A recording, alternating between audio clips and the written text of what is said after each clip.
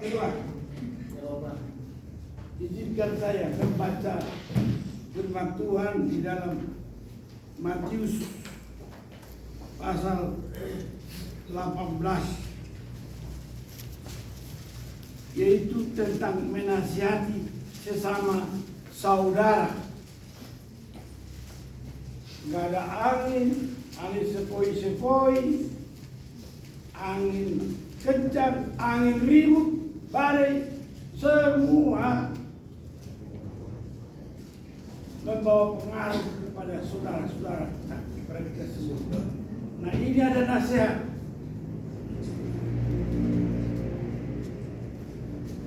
Pasal 18 ayat 15 sampai 20. Matius. Ada yang bernama Matius atau Yohanes atau Matius? Udah dapat? Nanti dapat hadiah ini.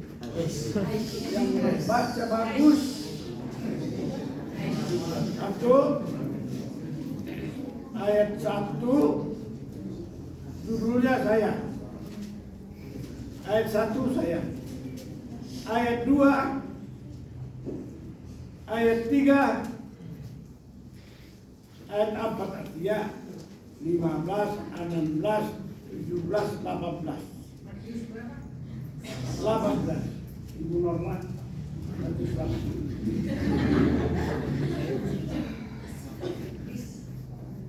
Kita mulai ya.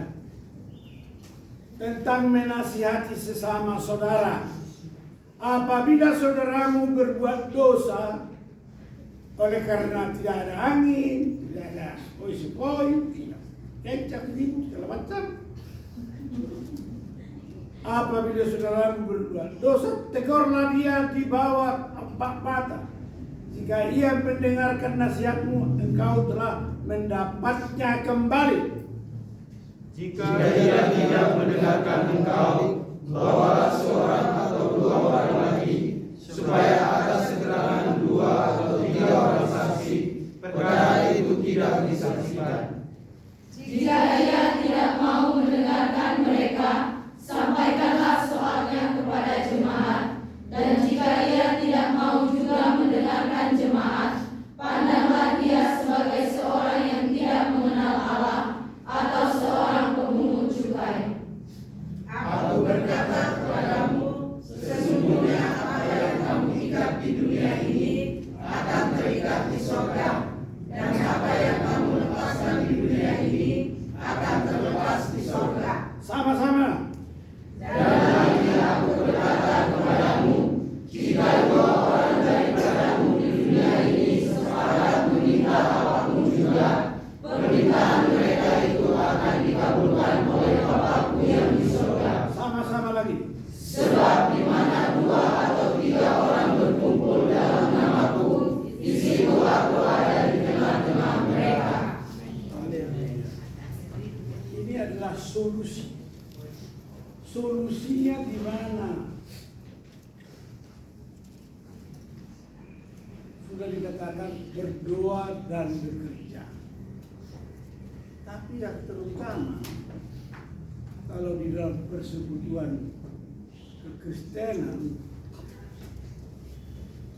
ada persekutuan 2 atau 3 orang atau lebih.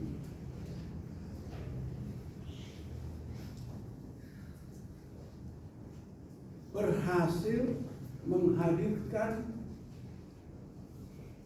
Tuhan di sana. Artinya menghasilkan doa yang benar, besar kuasanya. Doa yang benar, besar khasiatnya. Nah, mengapa kita gagal berdoa? Pertama, kalau kita sendiri sudah berdoa dan bekerja, kenapa? Tidak susah. Karena tidak ada yang mendengar Tuhan, maka dianjurkan supaya ada kesaksian tentang doamu, ajaklah 2 atau 3 orang supaya hadirat Tuhan terjadi. Sebab tanpa hadirat Tuhan dalam kehidupan ini, maka sia-sialah kita baik bekerja maupun berusaha atau apapun yang kita lakukan. Kalau tidak ada kehadiran, nah kehadiran Tuhan sudah Tuhan nyatakan sendiri kepada manusia yang menciptakan kita bagaikan PT dan teladanya. Kedua, dia hembuskan nafas kepada kita dan kita menjadi makhluk hidup. Lalu di dalam upaya Tuhan melakukan hubungan kepada manusia, manusia udah jatuh dalam dosa, tetapi tetap Tuhan mencari manusia itu. Taman Eden Tuhan berseru-seru, Adam, Adam, di manakah engkau? Lalu Tuhan sendiri mengatakan, aku datang untuk mencari yang terhilang. Nah, dosa sudah memisahkan kita dari kemuliaan Tuhan. Memang kita sudah biasa berdoa seperti doa Bapa kami. Lalu Tuhan juga sudah mengatakan, karena Petrus percaya kepada Yesus Kristus ada anak Allah yang Maha Tinggi, engkau Simon bukan kau yang menyatakan aku anak Allah yang Maha, tetapi Bapakku yang di sorga.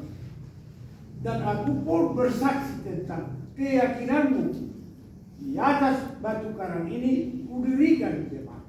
Alam maut tidak menguasai. Apa yang kau nyatakan di bumi juga dinyatakan di surga. Apa yang diorak di bumi terorak di surga. Nah, untuk terjadi hal ini, maka Tuhan tidak tanggung-tanggung memberikan tubuhnya menjadi makanan bagi kita. Karena tubuh ini terkutuklah tanah karena engkau. Jadi yang ditumbuhkan tanah pun hasil kutukan yang kita makan. Jadi kita upah dosa adalah maut. Tuhan tidak menghendaki kita jatuh dalam dosa atau kita dilingkupi dosa. Maka Tuhan datang ke dalam dunia. Jadi mengapain itu Tuhan datang ke dalam dunia? Namburu, nantulang, itu ASEAN. Natal adalah panggilan Tuhan untuk keselamatan manusia. Untuk keselamatan manusia. Sebab itu firman Tuhan mengatakan, firman yang telah menjadi manusia. Hai.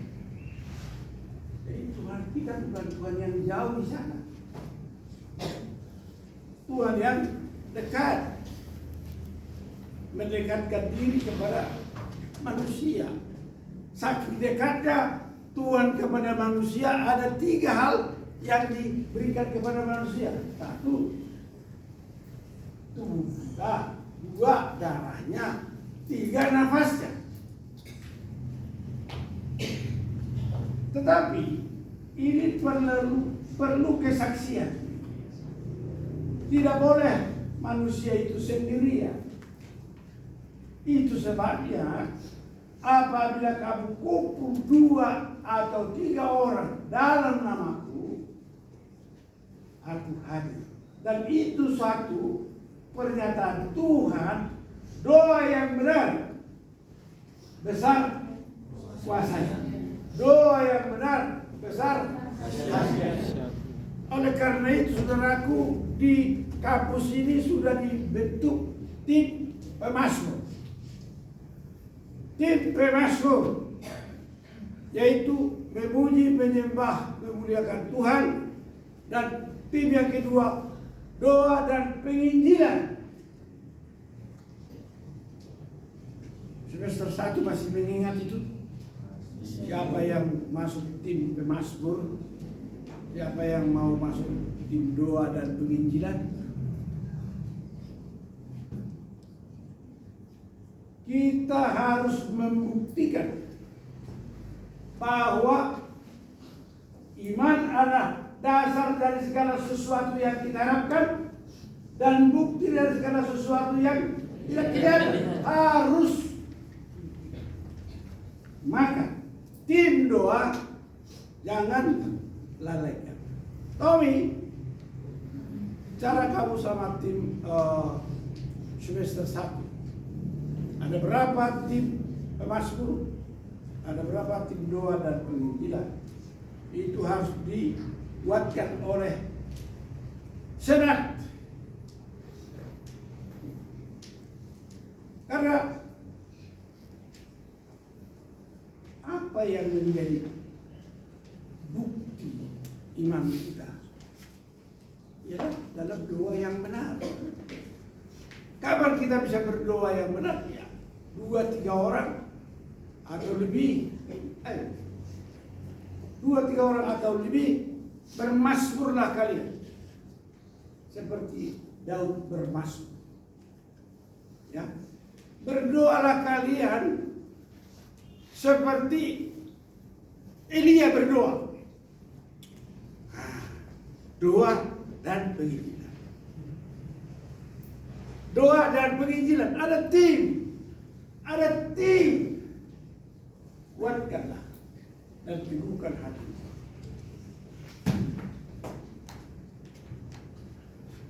Seringkali berdoa sendiri-sendiri.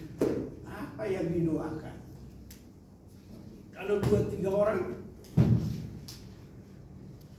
saya dengar dia berdoa, dia dengar aku berdoa, kami dengar ini berdoa semua. Maka pokok-pokok doa dalam persekutuan doa dan penginjilan dan dalam pujian dan penyembahan bermazmur bagi Tuhan harus nyata di kampus ini. Ibu Cinta ada yang mewakili kamu. Sampaikan supaya gerakan ini jangan didiamkan. Dan untuk Santosa Asis sebagai gerakan ini dinaikkan. Supaya kita betul-betul sebagai murid Tuhan. Apa saja yang kau minta, Tuhan mendengar dan Tuhan mengabulkan. Nah, itu sasaran kita. Kita udah berdoa supaya kampus ini ada gedung chapel kita lebih baik. Dalam kita berdoa supaya untuk lab school, pelatihan penginjilan dibangun di sana. Nah, kita berdoa supaya asrama diperbaiki. Kita berdoa supaya prasarana parkir kita ini di konblok atau di aspal dan air boleh diperbaiki. Udah ada air pump, ada air bor. Teknik kerja. Ada story. Udah berkali-kali saya bilang sama si Lonya, air kenapa keruh? Nah, dia bilang, siapa yang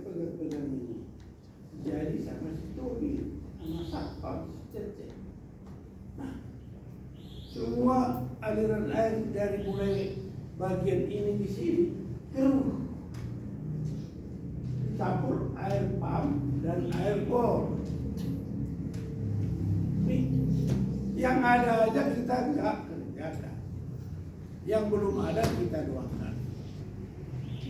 Maka supaya doa kita dikabulkan oleh Tuhan, kita harus menggali firman Tuhan yang tepat dan benar untuk itu. Begitu Pak Wanli Jonas, begitu kan? Aplikasinya harus aplikasi.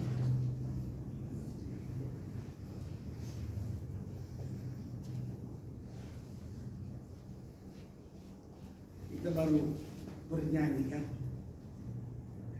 usiapkan hatiku Tuhan, dengar firman-Mu. Kita sudah dengarkan, Tuhan berjalan dan di dalam nggak ada angin, banyak angin dan lain-lain, Tuhan Maha Kuasa hadir di sana. Sekarang pun Tuhan hadir di sini. Maka sebentar lagi acara akan dilanjutkan. Selamat berjuang. Selamat berjuang. Salam. Shalom.